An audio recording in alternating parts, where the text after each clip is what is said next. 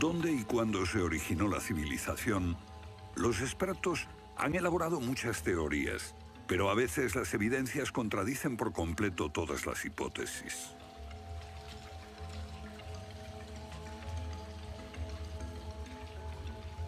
Bajo el suelo congelado de Siberia se han encontrado especies animales extinguidas por un repentino cataclismo global, como el mamut gigante. También se han descubierto mapas muy antiguos que muestran la Antártida siglos antes de que fuese descubierta. Este mapa tiene centenares de años y describe la auténtica configuración de la Tierra de la reina Maud, que está oculta bajo 1 kilómetro de hielos, y su configuración real no se conoció hasta 1949. Hace 100 años, un arqueólogo concluyó que la antigua ciudad de Tiahuanaco, en Bolivia, fue un observatorio estelar alineado con el Sol y las estrellas. Calculó que tendría 17.000 años. Su afirmación fue puesta en ridículo hasta hace poco tiempo. La única corrección que yo haría se debe a que ahora contamos con mejores mediciones, y sospecho que su antigüedad sería de unos 12.000 años. Tiahuanaco es la ciudad más antigua que conocemos en toda la Tierra.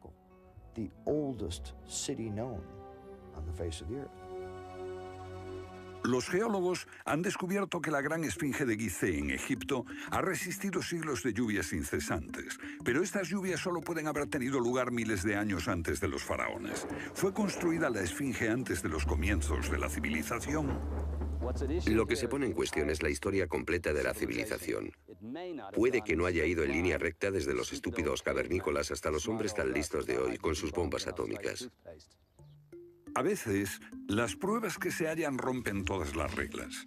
En este documental entrevistaremos a personas que están juzgando meticulosamente esas evidencias y elaboran nuevas teorías que pueden cambiar nuestra idea de la civilización humana. Esta enorme cara fue tallada por los antiguos olmecas de México. Se cree que tiene al menos 2.000 años y es inequívocamente africana. Sin embargo, se supone que los negros no llegaron a América hasta después de Colón. En su libro De la Atlántida a la Esfinge, el escritor Colin Wilson recoge indicios de lo que él y otros creen que son los rastros de una avanzada cultura anterior al comienzo de la historia.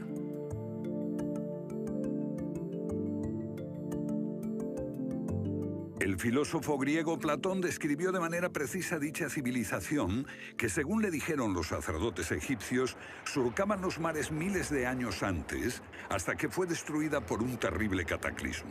Platón la llamó Atlántida.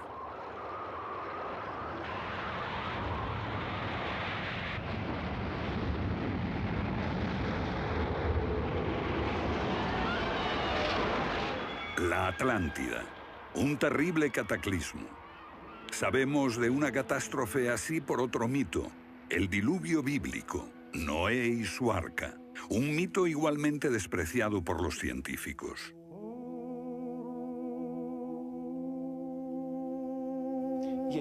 Cuando rechazan el diluvio bíblico y a Noé y el arca como una fábula, los científicos están ignorando el hecho de que hay cientos de mitos de diluvios en todas las culturas, aparte de las narraciones de Mesopotamia y de los hebreos, que dicen lo mismo sobre un desastre planetario que virtualmente borró al género humano antes del comienzo de la historia conocida.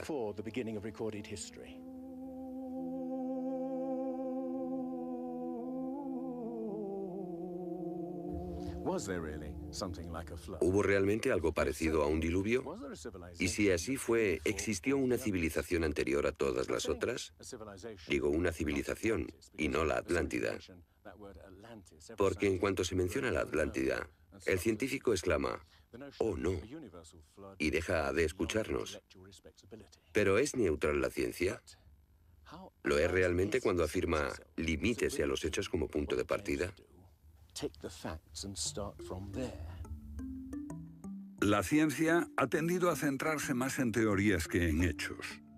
Una teoría surge para explicar unos hechos, pero otros se dejan de lado. Nuevas evidencias pueden cuestionar la teoría, pero con frecuencia también son ignoradas.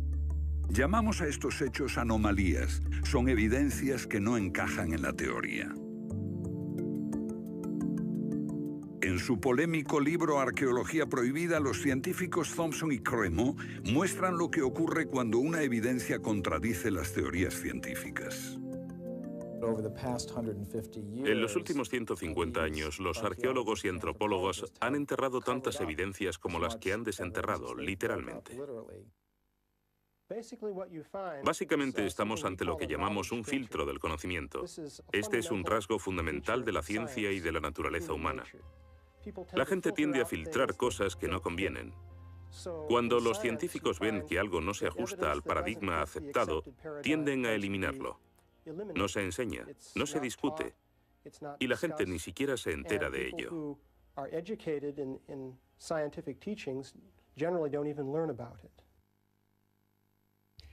Lo que estamos diciendo, por ejemplo, sucedió en Iatitlan, México, en 1996.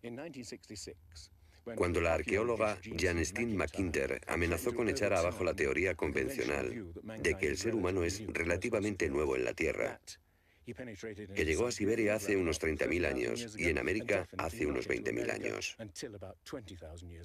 En México, la arqueóloga Stine McIntyre descubrió herramientas de piedra y huesos humanos y los sometió a una batería de pruebas científicas. En 1966 pensamos que era un yacimiento antiguo y creímos que tendría unos 20.000 años. En aquella época se pensó que era demasiado tiempo.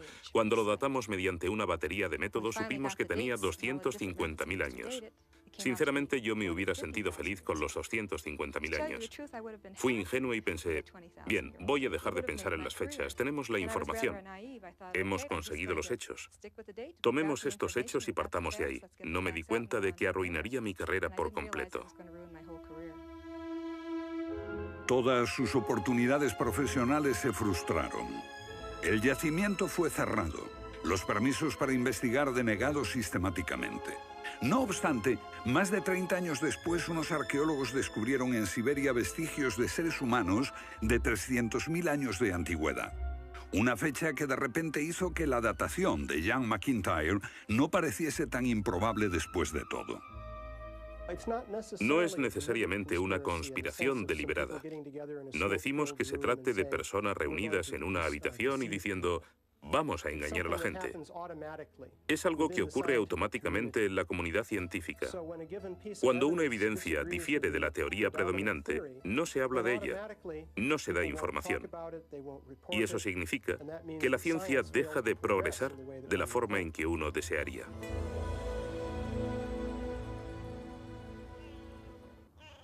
¿La ciencia está pasando por alto evidencias de un pasado que hemos olvidado? ¿Pueden ser ciertos los mitos que nos hablan de la existencia en este planeta de civilizaciones que desaparecieron miles de años antes de que comenzase la historia registrada? Una nueva clase de investigadores está estudiando las anomalías que la ciencia tiende a descartar. Se plantean preguntas que pueden cambiar nuestro concepto sobre la historia humana. La fortaleza inca de Sacsayhuamán, de edad indeterminable y construida por gente que carecía de metales duros o de cemento, que no conocían la polea, ni la rueda, ni la grúa. Solo miren esta piedra. He contado 11 ángulos. Debe pesar más que 200 coches juntos y revela la increíble habilidad de la gente que la hizo. Y también algo más. Una capacidad asombrosa para manipular objetos de este tamaño. ¿Cómo diablos las levantaban? Bolivia. Las misteriosas ruinas de Tiahuanaco. La misma habilidad manual, una capacidad de construcción que resulta inexplicable. Las piedras están perfectamente ensambladas. Intentemos insertar una aguja en cualquier punto de las junturas. La aguja no entra.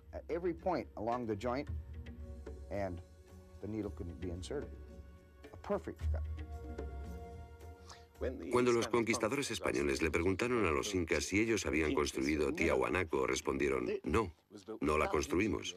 Se hizo miles de años antes de que viviéramos nosotros. La evidencia muestra que fue erigida por una civilización avanzada. Un descubrimiento casual nos lo revela.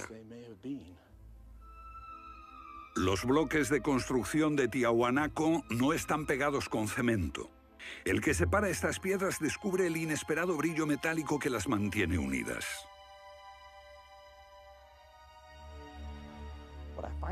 Lo que encuentro asombroso es que para trasladarlas a cada uno de los lugares donde empleaban este material, ellos tenían que contar con una especie de planta de fundición móvil para licuar el metal.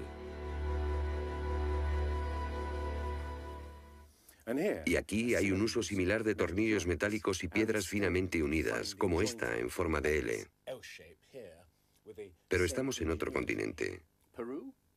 África, Egipto, la tierra de las pirámides. Las 3 pirámides de Gizeh, una maravilla del mundo antiguo. Otro pueblo que no conocía la rueda, ni la polea, ni la grúa. ¿Cómo podían transportar bloques de 100 toneladas? Su tecnología no se puede explicar ni imitar. Soy ingeniero y puedo decirles que levantar bloques de este tamaño, de este peso, requiere una grúa especial. Una gente que carecía de tales grúas o de una simple polea o una rueda, empleando herramientas de cobre, ¿cómo pudieron hacerlo? Bobal cree que la Gran Pirámide de Gizeh era mucho más que una tumba y que revela un sorprendente nivel tecnológico.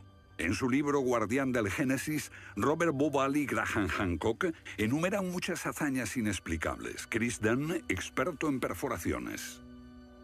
Bueno, permítanme una pregunta. ¿Cómo cree que lo hicieron?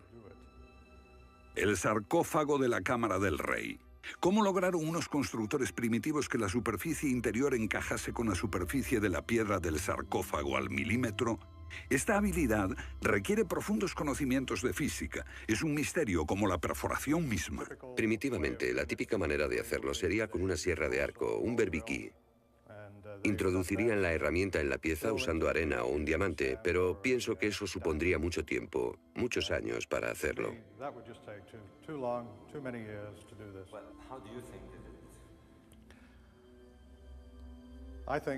Creo que debieron haber usado herramientas más potentes. Hoy, para perforar esto, tendríamos que hacerlo a una velocidad de 6-10 milímetros por revolución de taladro en el granito. Ellos lo hicieron más rápido de lo que lo haríamos nosotros. Más rápido, investigadores como Chris Dunn se preguntan acerca del propósito de emplear este raro instrumento en un friso oculto. Taladros superpotentes. Esto parece una conclusión precipitada. Los indicios de un taladro de alta velocidad se erigen en otro misterio sin resolver. Ahora miren esto. La increíble precisión de la mano de obra. La total suavidad de las paredes en esta supuesta tumba para bueyes sagrados. Y que implica un alto nivel de destreza. Por supuesto, eso podría explicarse en términos de cientos de obreros puliéndolas durante 10 años seguidos. Pero, si hablamos del misterio de los vasos egipcios, no como este vaso de arcilla que acabo de comprar, sino vasos hechos de alabastro, basalto e incluso diorita, que es la piedra más dura de todas.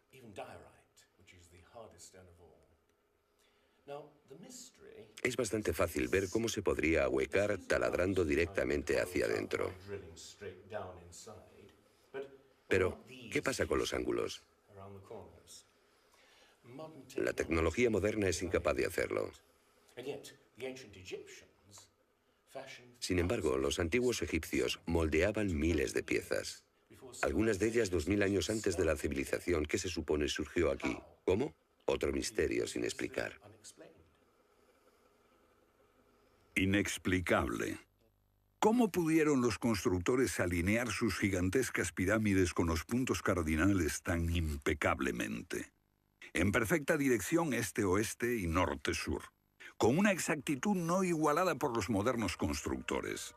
La Gran Pirámide parece ser un modelo matemático del hemisferio norte e incorpora el trascendental valor de pi, las veces que cabe el diámetro de un círculo en su circunferencia.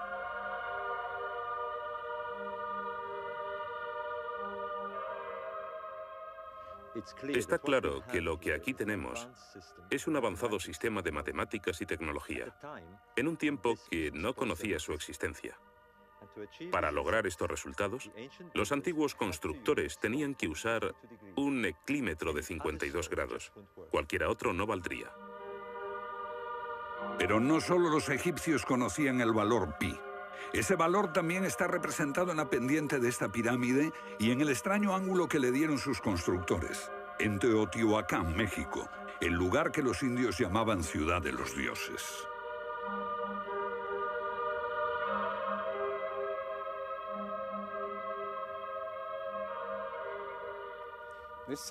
En su época, esta ciudad fue más grande que la Roma imperial. Lo que pueden ver es una serie de estanques que llenaban de agua, cuya superficie lisa reflejaba los cielos y cuyas ondas podrían servir como anuncio de terremotos. Estos templos, en el lado opuesto, se cree que representan cuerpos celestiales. Una cosa está clara: todo el lugar parece tener una especie de obsesión con la astronomía y la eternidad.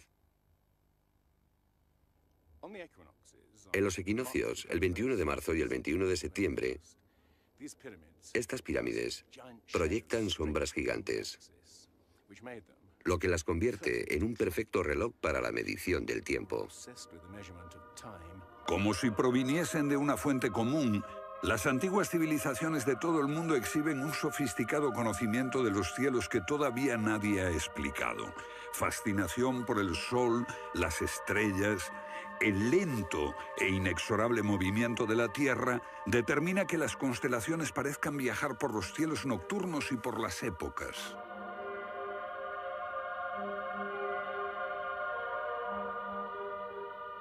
Según los estudiosos, los antiguos egipcios no tenían un gran conocimiento de la astronomía.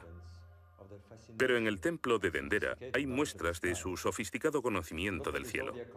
Miren las constelaciones del zodíaco: Leo, Tauro, Piscis. Y aquí, la constelación de Orión. Bauval cree que la astronomía es la llave de muchos misterios de las pirámides. Los antiguos egipcios veían en la constelación de Orión a su dios Osiris, señor de los muertos y la vida ultraterrena. Bauval halló el reflejo de ese dios en las pirámides de Gizeh.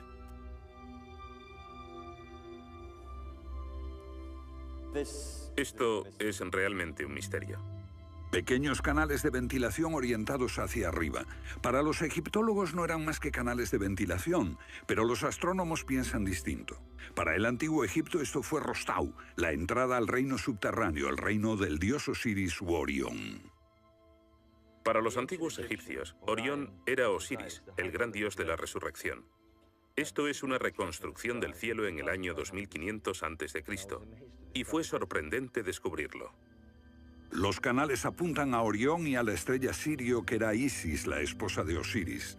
En textos antiguos, Bauval descubrió que deben de haberle servido una ceremonia secreta para la resurrección de los faraones muertos, que renacían como estrellas en la constelación de Orión. Uno de esos textos dice: «Oh rey, permite que atraviese el serpenteante canal, la Vía Láctea, hasta el punto donde está Orión». Bauval cree que Osiris tenía tal importancia que los constructores emplazaron las 3 pirámides de Gizeh para que fueran un reflejo terrestre de las 3 estrellas del cinturón de Orión. Esa correlación fue solo el comienzo. Bauval descubrió que los antiguos habían dado nombre de estrellas a otras 2 pirámides próximas.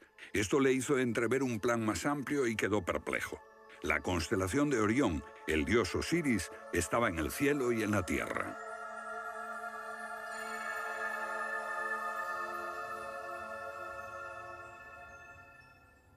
México, donde Teotihuacán presenta otro paralelo.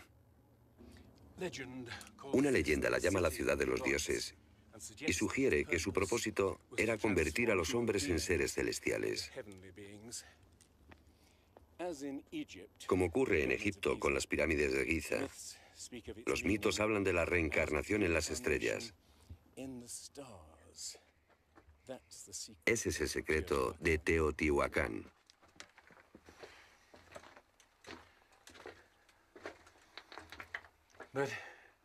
Pero esta pirámide presenta otro enigma mayor. Cuando se excavó por primera vez en 1906, se halló una enorme capa de mica. Ahora sabemos que la mica se usa como aislamiento eléctrico. No tenemos idea de para qué la utilizaban ellos. Lo que resulta aún más extraño es que la mica procede de Brasil. Imaginemos el problema de trasladar toda esta mica a más de 2.000 kilómetros de distancia. ¿Cómo? ¿Con qué finalidad? No tenemos ni idea. Tiahuanaco, Bolivia. Otra cultura perdida revela la misma fascinación por el sol y las estrellas. Hace 100 años, el arqueólogo boliviano Poznański observó que en el primer día de primavera el sol salía exactamente por el centro del templo. Fue el inicio de un gran descubrimiento.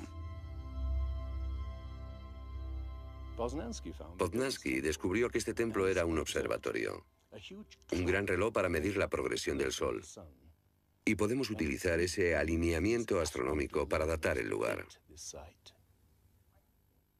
Durante el año el sol sale cada día por un punto diferente del horizonte.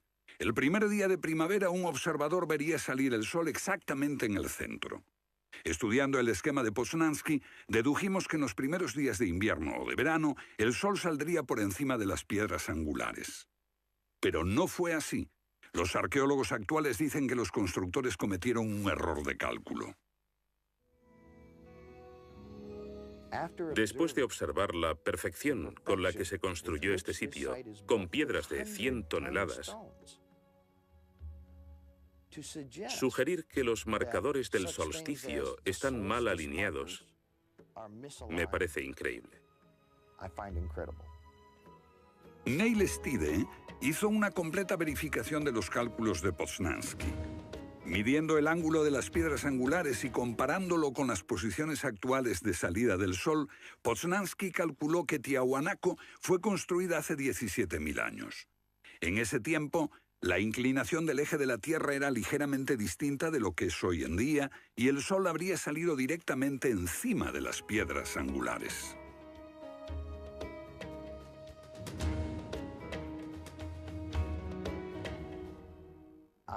Yo sospecho que la fecha sería más bien de 12.000 años. Pero eso haría que todos nos cuestionásemos completamente los orígenes de la civilización. Una civilización perdida en el tiempo dejó sus huellas en varios lugares del mundo. Los sacerdotes egipcios dijeron al filósofo griego Platón que una civilización así habría existido hace 12.000 años. Pero según la ciencia, el ser humano abandonó la prehistoria hace solo 5.000 años. En Egipto, el investigador John West descubrió que la esfinge de Gizeh no resultó alterada por el clima de la misma forma que las construcciones del entorno, erosionadas por la arena y los vientos del desierto. En vez de un desgaste horizontal, la esfinge tiene marcas de erosión redondeadas y onduladas. No se necesita ser geólogo para mirar y ver lo que se debe al tipo de clima. Solo el agua, cayendo copiosamente sobre las paredes del recinto, pudo producir esos contornos redondeados.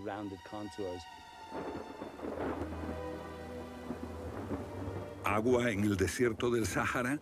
Ciertamente no en tiempos de los faraones. Para eso hay que trasladarse a finales de la era glaciar.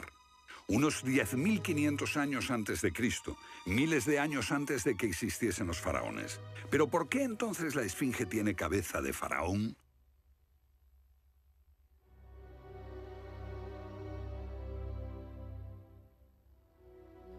La cabeza es desproporcionadamente pequeña. Desde el aire se ve que el cuerpo de la esfinge es largo y aplanado, y la cabeza casi se parece a la de un alfiler.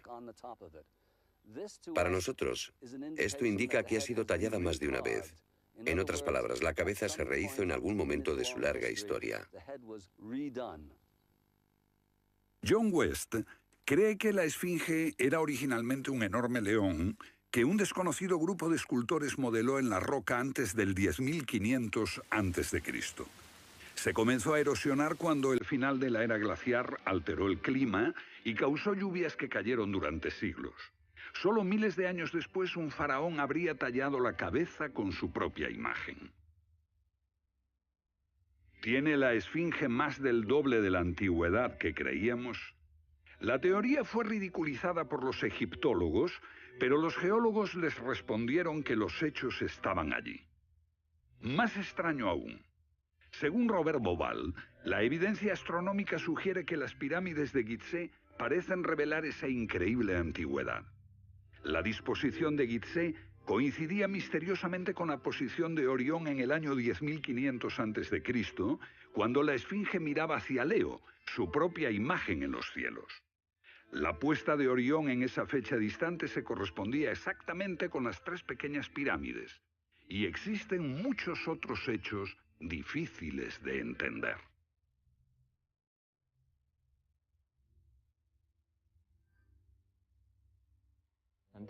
Esto coincide exactamente con las ideas que se desarrollaron tras los análisis geológicos de la Esfinge. Dos ciencias sólidas indican que la Esfinge podría remontarse al año 10.500 a.C.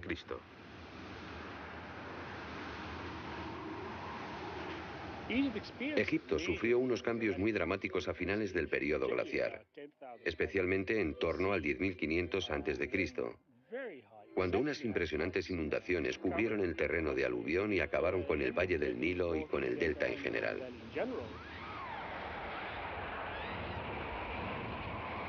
«10.500 años antes de Cristo, un periodo de inundaciones. ¿Pudieron los diseñadores de Gizeh remontarse a un tiempo tan distante? El tiempo de sus mitos dice que el dios Osiris y sus asistentes ascendieron del caos para traer los primeros frutos de la civilización. ¿De dónde vinieron?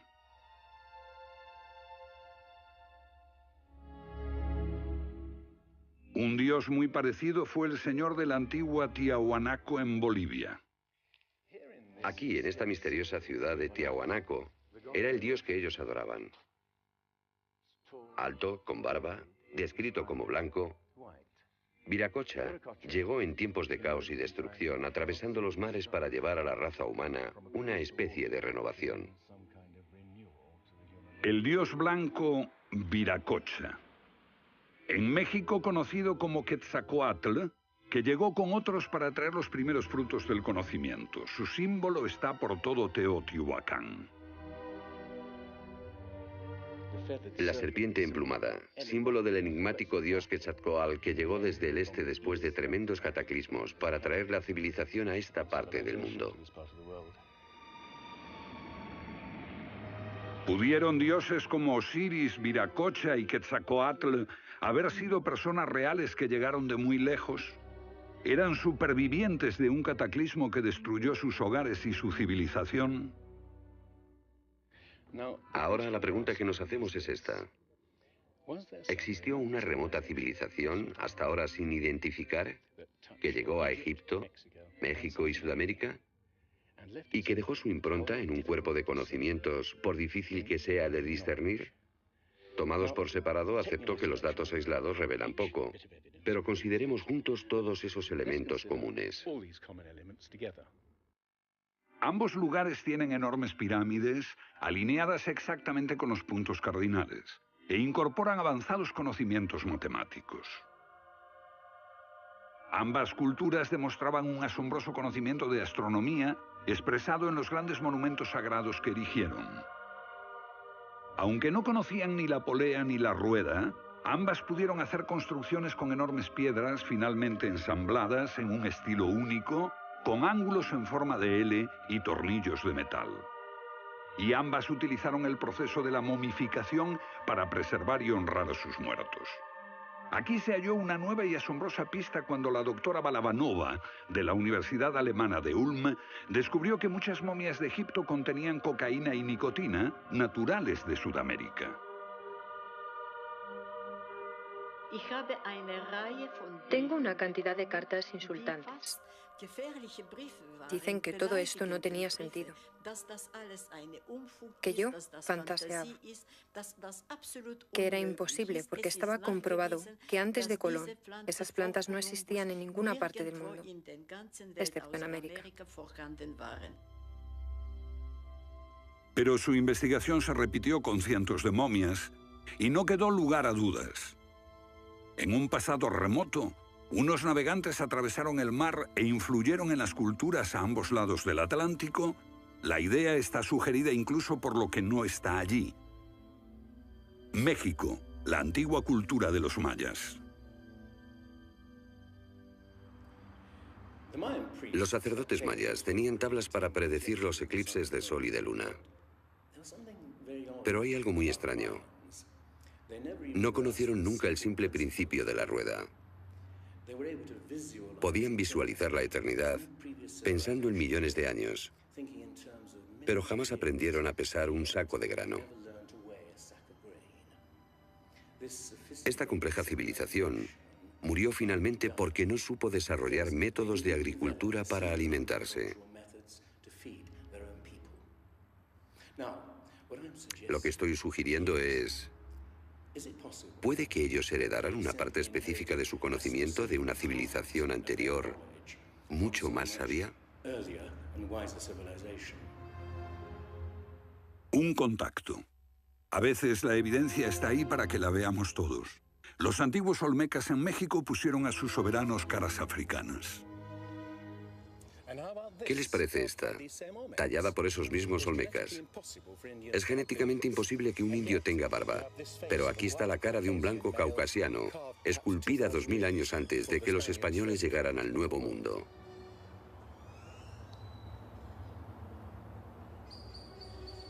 Caras de africanos y de caucasianos esculpidas muchos siglos antes de Colón. ¿De dónde vinieron? ¿Cómo llegaron aquí? ¿Cómo influyeron en la más antigua cultura de América Central, en la cultura madre de México? Lo que todos los arqueólogos saben es que de pronto se materializaron alrededor del 1500 a.C. Esta gente, cuya expresión característica era la de esculpir enormes caras de piedra, cabezas de caucasianos y africanos que parecen haber salido, no se sabe de dónde.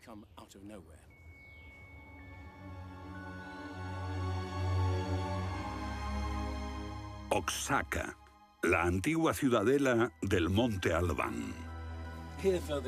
Aquí, en el sur de México, está el último testimonio de esos misteriosos hombres. Porque estas figuras esculpidas en piedra parecen corresponder a muertos en combate, desnudas, desamparadas, la mayoría castradas. Este puede reflejar el momento en que estos hombres desaparecieron de la historia.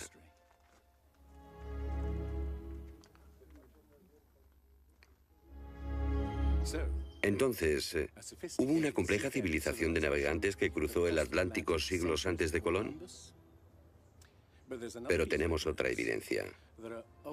Estos son viejos mapas que sugieren que los antiguos marinos tenían un conocimiento de la Tierra que nunca se ha explicado. Un puzzle para los científicos de este siglo.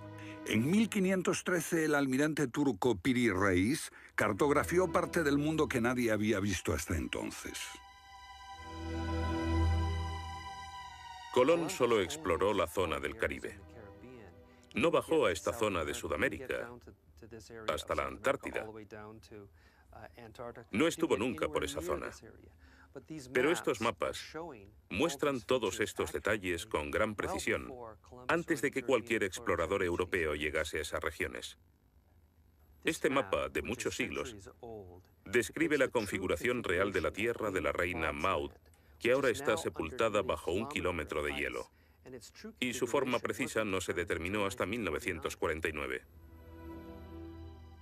Inexplicable. Los cartógrafos han meditado mucho sobre la extraña proyección cartográfica utilizada en el mapa. Hallaron un parecido con el que utiliza un moderno submarino nuclear que hace mediciones del mundo mientras se aleja de un punto de referencia. En este caso, el centro está en Egipto. ¿Es ese el hogar de los antiguos cartógrafos? El mapa muestra exactamente esta parte del mundo, pero hay más. Para mí, el aspecto más significativo del mapa de Piri Reis es que describe exactamente la longitud. Algo que los europeos no fueron capaces de hacer hasta el siglo XVIII. La longitud. Esa historia comenzó en estas playas en 1707, cuando la flota inglesa navegaba por el Mediterráneo hacia Inglaterra. En aquellos días era bastante fácil determinar a qué distancia estaba el norte o el sur, midiendo el ángulo que el Sol y las estrellas formaban con la superficie de la Tierra. Pero no había técnicas para determinar lo lejos que estaba el este o el oeste. ¿Longitud? El almirante Sir Clutley Saffold se enfureció cuando un marinero del oeste del país le dijo que estaba alejándose unas 20 millas del este y era probable que la flota naufragase en la costa. Cuando sus oficiales le dijeron que el rumbo era correcto, mandó ahorcar al marinero por insubordinación. En sus últimos momentos debió haber deseado no haberlo hecho. Los barcos se habían hundido antes por millares. Pero entonces la pérdida de una flota entera promovió la búsqueda de un reloj preciso para calcular la longitud. Tuvieron que pasar 2 generaciones antes de que finalmente se consiguiese. No obstante, el mapa de Piri Reis ya mostraba un conocimiento de la longitud al menos 250 años antes. En el mapa de Piri Reis se menciona el hecho de que se trate de una recopilación de muchas otras cartografías. Son copias de copias de copias. La mayoría de quienes los han estudiado creen que esos mapas proceden de los tiempos de Alejandro Magno, pero son incluso mucho más antiguos. Mapas del mundo confeccionados antes de que supiésemos navegar por los océanos. Técnicas de construcción inexplicables, un complejo conocimiento de las matemáticas y la astronomía. Si existió una tecnología tan avanzada capaz de dar sus conocimientos a los constructores de la Esfinge y a los pueblos de los Andes y México, ¿qué pasó con ella?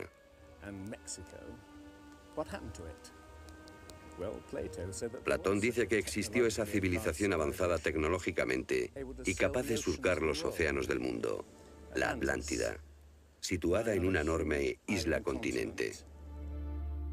Rechazando una civilización perdida, la ciencia niega también la idea de una catástrofe global que la destruyó. Pero Platón y la Biblia no son las únicas evidencias. El Popol Vuh, libro sagrado de los mayas, habla de enormes marejadas e inundaciones que azotaron el mundo durante meses. Una lluvia fría y negra indescriptible y granizo. Los antiguos hablaban de tiempos de caos, de inundaciones y oscuridad de los cuales emergieron los dioses para dar forma a la tierra de Egipto.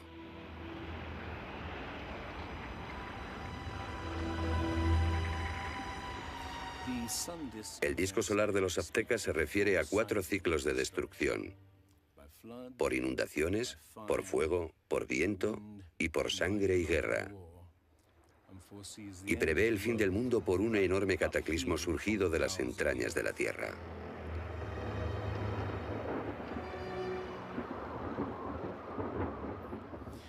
Otros mitos de la América antigua hablan de inundaciones apocalípticas y torrentes de fuego, de erupciones volcánicas y terremotos.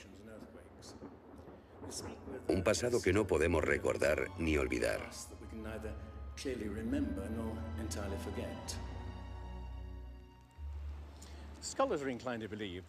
Los especialistas tienden a creer que el diluvio es una fantasía de los viejos poetas. Pero supongamos que los expertos se equivocan. Supongamos que una serie de terribles catástrofes naturales redujeron a nuestros ancestros a pequeños grupos que vivieron apartados y se esparcieron por todo el mundo. Lo que buscamos es una época que coincida perfectamente con los mitos, igual que el zapato encaja en el pie de Cenicienta. Una pista. La fosa de Alquitrán en La Brea, California. Una inmensa sepultura de millones de animales que hoy se ha convertido en atracción turística. Bajo la superficie está el campo de petróleo del lago Salado.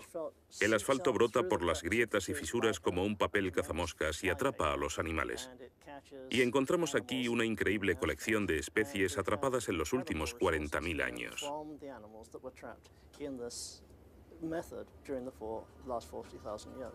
Esta fosa de Alquitrán puede leerse como un libro de tiempos remotos, cuando abundaban los animales y nosotros no los considerábamos como originarios de América. Mamuts, elefantes, rinocerontes, perezosos gigantes, tigres sable, incluso caballos y camellos. Después, una tremenda catástrofe los barrió, al parecer en unas pocas décadas, en torno al 10.500 a.C., hace más de 12.000 años. Todos los grandes animales, cualquier animal más grande que un coyote, se extinguieron en pocas décadas. Sí, fue sin duda una gran catástrofe.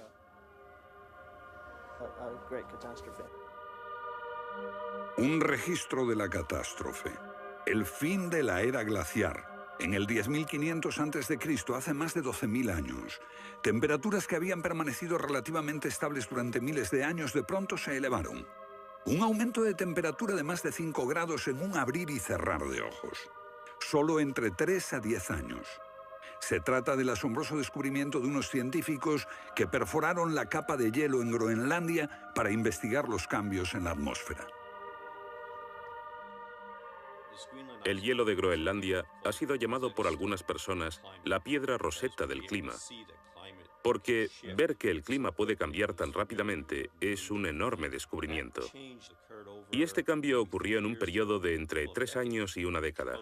Hemos observado cambios espectaculares en la química de la Tierra. Y descubrimos que en un periodo en el que las placas de hielo estaban empezando a derretirse, es cuando tenemos más señales de sedimentos volcánicos y de mayor magnitud, mayores concentraciones que en cualquier otro periodo en los últimos 110.000 años.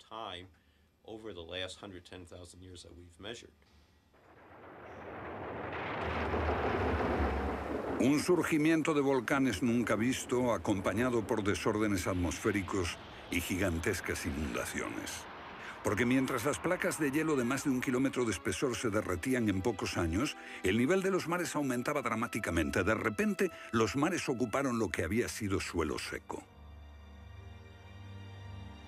Se podía caminar desde Gran Bretaña a Escandinavia antes de que una revolución climática diese forma al Mar del Norte.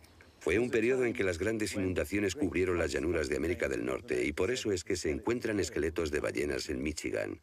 Un tiempo de cataclismos a finales de la era glaciar, que puede coincidir con los mitos. Solo en el Nuevo Mundo se extinguieron alrededor de 70 especies de grandes animales. Mamuts, perezosos gigantes, camellos, caballos. Permítanme ponerlo en perspectiva. En los anteriores 200.000 años se había extinguido menos de 1/3 de esa cantidad. Y este modelo extraordinario de extinción se repitió en Europa y Asia. En las capas subterráneas de hielo de Siberia y Alaska se descubrió una masa enmarañada de huesos de millones de animales que perecieron en un cataclismo. El mamut gigante no murió a manos de los cazadores. Desapareció por una catástrofe natural. A finales del siglo XIX, unos cazadores encontraron por casualidad el cuerpo de un enorme animal congelado. Después de ser desenterrado y transportado, se encontró que en el estómago tenía plantas pertenecientes a un clima templado y aún sin digerir. El animal se había congelado de una forma muy rápida, como no es capaz de hacerlo ningún congelador moderno.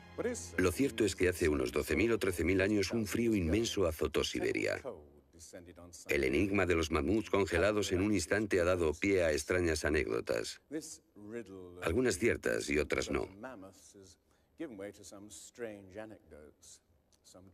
Lo que es auténtico es un informe del barón Wrangel, un naturalista del siglo XIX que descubrió la isla Byrd al norte de Siberia,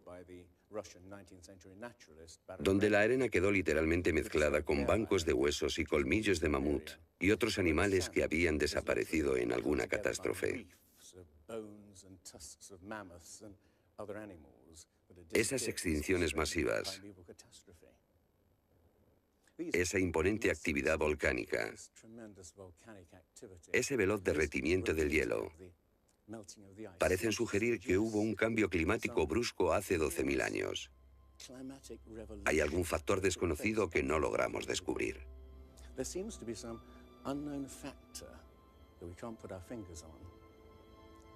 El fin de la era glaciar.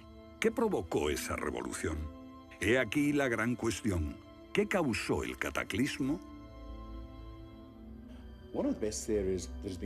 Una de las mejores ideas la ha planteado Charles Hapgood.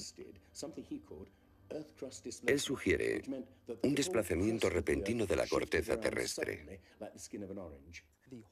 Toda la corteza de la Tierra es solo un tercio de un 1% de la masa terrestre.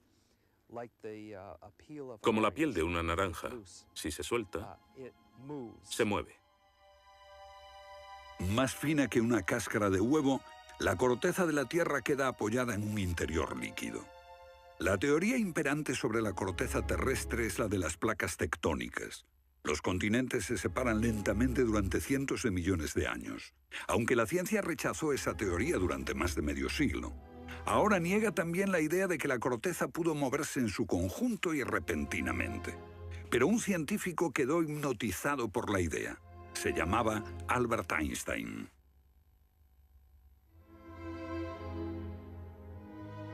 Esto es un resumen de lo que dijo. Cuando me encontré con el trabajo de Hapgood, quedé conmocionado. Se trataba de una idea simple, pero que podría explicar una serie enorme de problemas. Hapgood tenía esa teoría. La cuestión era cuál fue el mecanismo que puso en movimiento el gigantesco conjunto. Y fue Einstein quien planteó una sugerencia. La enorme cantidad de hielo que rodea a los polos puede tener 3 kilómetros de espesor. Esos incontables miles de millones de toneladas de hielo, si se formaran de un modo desproporcionado, harían que toda la Tierra se sacudiese como una rueda, con un enorme peso colocado en su borde. Esta vibración bastaría para hacer que la corteza de la Tierra se moviese súbitamente. Hace 55.000 años el Polo Norte estaba cerca de Europa, pero de pronto se desplazó hacia la bahía de Hudson, en Canadá. Y en torno al año 12.500 a.C. se volvió a mover casi 2.000 millas hasta donde está actualmente. O es mejor decir que las tierras y los mares atravesaron el polo, impulsados por un repentino desplazamiento de la corteza terrestre. De ser así, esta es una de las cosas que habían ocurrido al final de la era glaciar. El desplazamiento impulsó a América fuera de la zona polar. El mar en el norte se congeló con una fina capa de solo unos metros de espesor. La inmensa vieja capa de hielo de Norteamérica, con más de 1,5 kilómetros de grosor, se derritió rápidamente en pocos años. Ahora, lo que es muy interesante de la teoría de Hapgood y Einstein es que también explica bastante bien algunos otros mitos, independientemente del diluvio. Hay mitos sobre tremendos terremotos, catástrofes volcánicas, lluvias negras cayendo del cielo, congelación repentina, congelación del suelo. Y podemos ver que un ejemplo de esto es precisamente lo que pudo pasar si la corteza terrestre se desplazó. Con bastante rapidez, las áreas que antes habían estado congeladas pasarían a ser zonas cálidas, y así se explicarían hechos como el rápido congelamiento de los mamuts en Siberia. Si el desplazamiento de la corteza terrestre causó el diluvio que aniquiló una civilización, ¿dónde estaba esa civilización?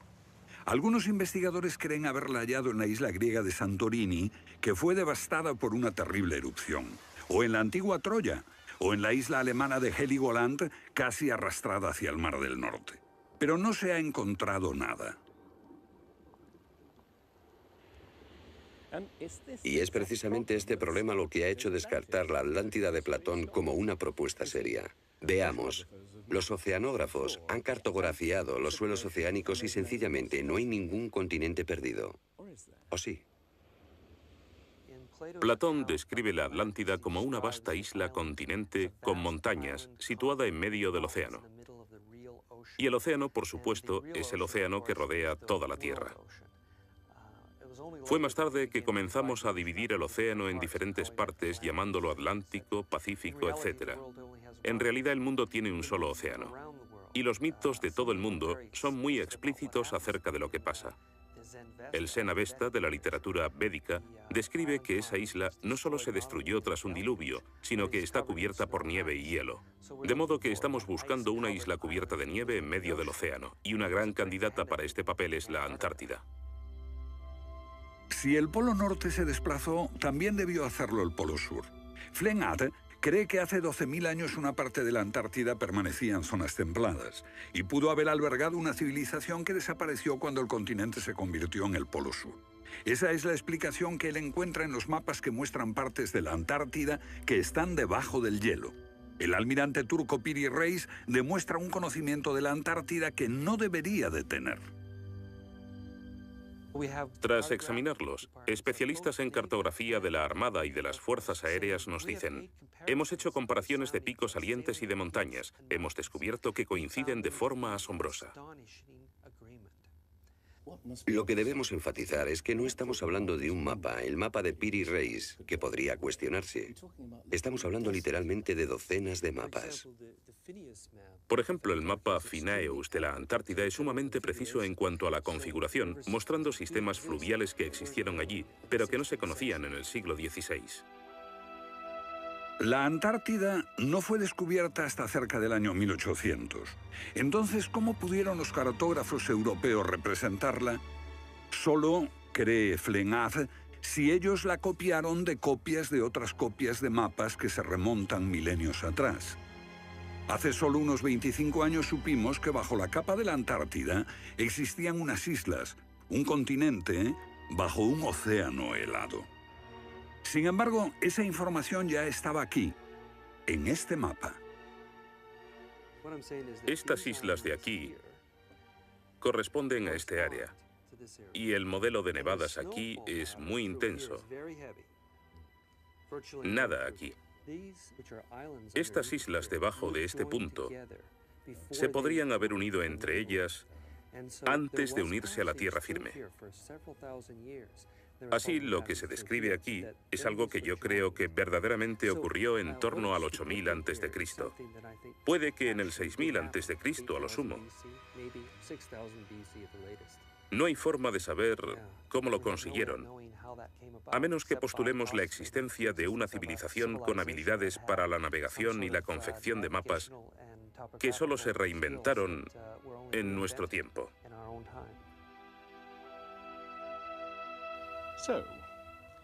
¿Fueron los comienzos de la civilización humana más remotos de lo que suponíamos?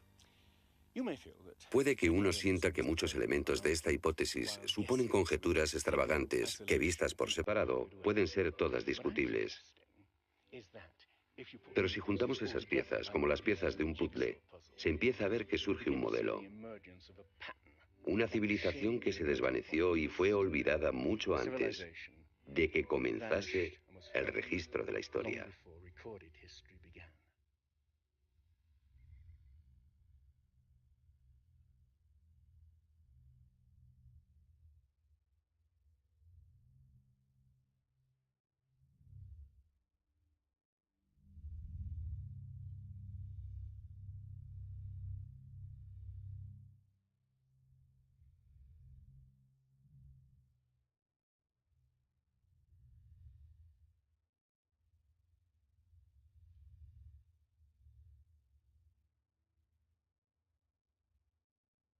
Huarca, un mito igualmente despreciado por los científicos.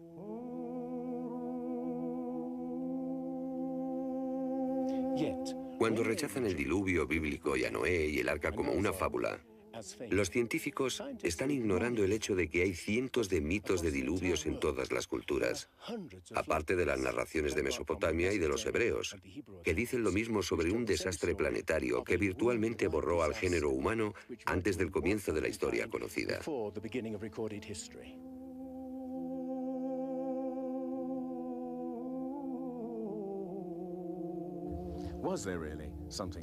¿Hubo realmente algo parecido a un diluvio?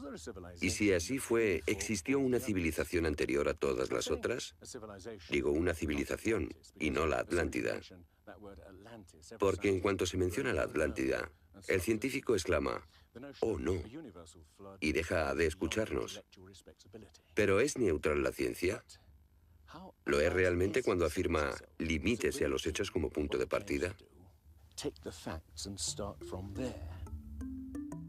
La ciencia ha tendido a centrarse más en teorías que en hechos.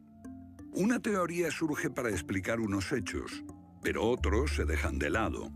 Nuevas evidencias pueden cuestionar la teoría, pero con frecuencia también son ignoradas. Llamamos a estos hechos anomalías. Son evidencias que no encajan en la teoría. En su polémico libro Arqueología prohibida, los científicos Thompson y Cremo muestran lo que ocurre cuando una evidencia contradice las teorías científicas. En los últimos 150 años, los arqueólogos y antropólogos han enterrado tantas evidencias como las que han desenterrado.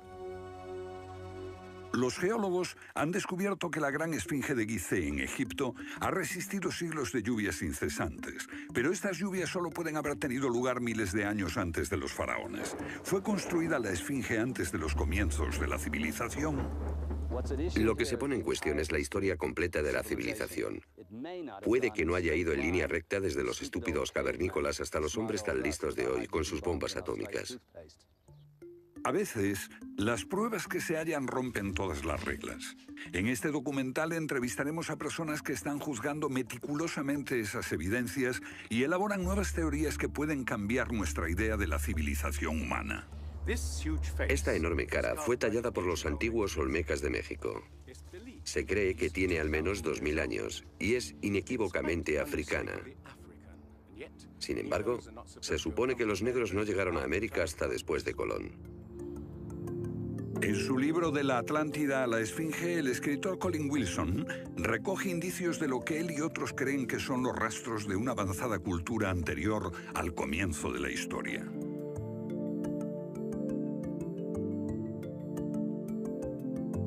El filósofo griego Platón describió de manera precisa dicha civilización que, según le dijeron los sacerdotes egipcios, surcaban los mares miles de años antes, hasta que fue destruida por un terrible cataclismo. Platón la llamó Atlántida.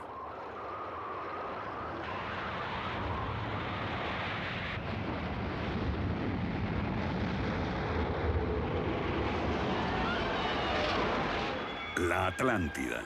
Un terrible cataclismo. Sabemos de una catástrofe así por otro mito, el diluvio bíblico, Noé y su... Literalmente. Básicamente estamos ante lo que llamamos un filtro del conocimiento. Este es un rasgo fundamental de la ciencia y de la naturaleza humana. La gente tiende a filtrar cosas que no convienen. Cuando los científicos ven que algo no se ajusta al paradigma aceptado, tienden a eliminarlo. No se enseña, no se discute, y la gente ni siquiera se entera de ello.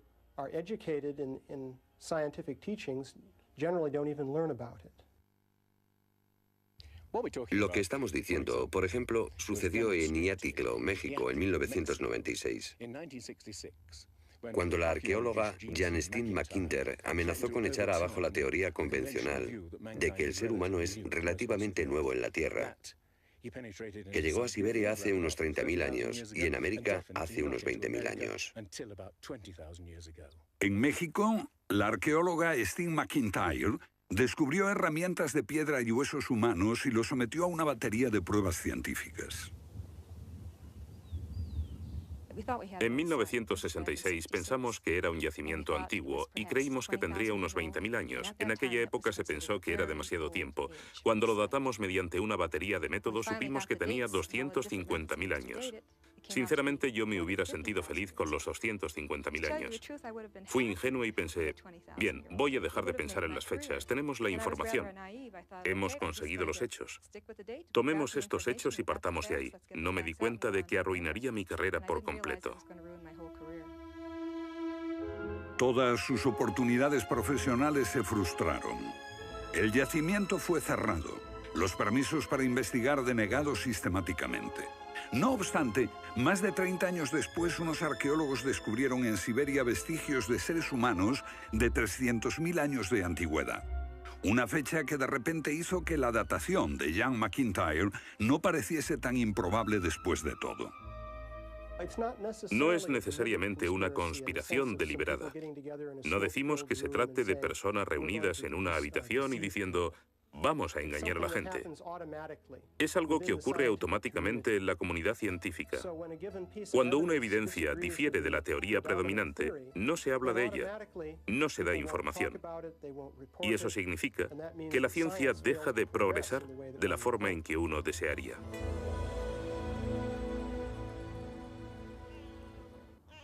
¿La ciencia está pasando por alto evidencias de un pasado que hemos olvidado?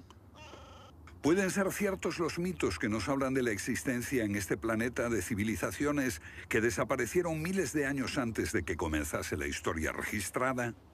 Una nueva clase de investigadores está estudiando las anomalías que la ciencia tiende a descartar.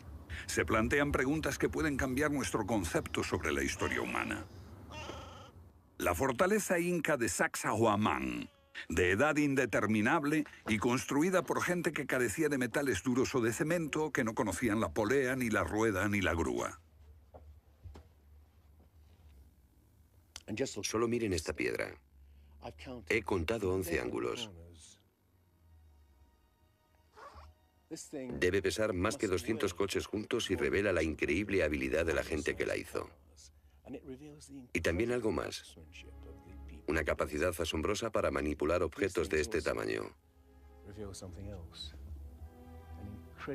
¿Cómo diablos las levantaban?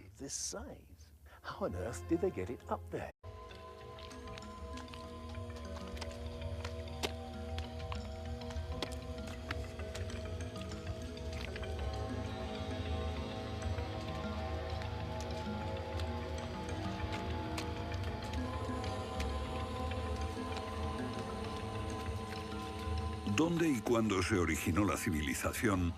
Los expertos han elaborado muchas teorías, pero a veces las evidencias contradicen por completo todas las hipótesis.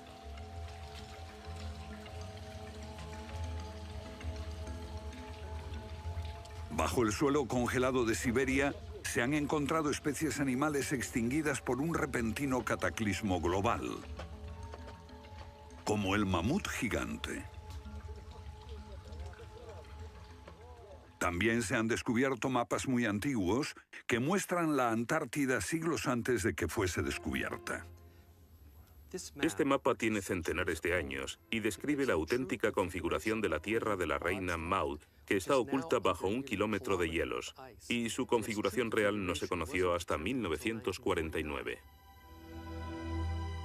Hace 100 años, un arqueólogo concluyó que la antigua ciudad de Tiahuanaco, en Bolivia, fue un observatorio estelar alineado con el Sol y las estrellas. Calculó que tendría 17.000 años. Su afirmación fue puesta en ridículo hasta hace poco tiempo. La única corrección que yo haría se debe a que ahora contamos con mejores mediciones, y sospecho que su antigüedad sería de unos 12.000 años. Tiahuanaco es la ciudad más antigua que conocemos en toda la Tierra.